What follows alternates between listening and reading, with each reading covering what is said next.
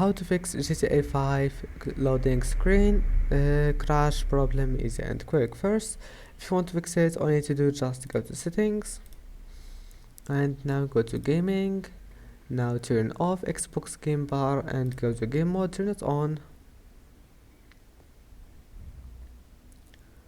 Now go to graphics settings and then turn it on. After that, restart your PC, and after restarting your PC, close this tab and then right click on your desktop, click NVIDIA control panel. Now just wait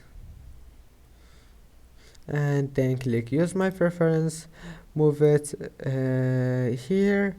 You can make it balanced if you want, or you can move it to performance and then click apply and close it.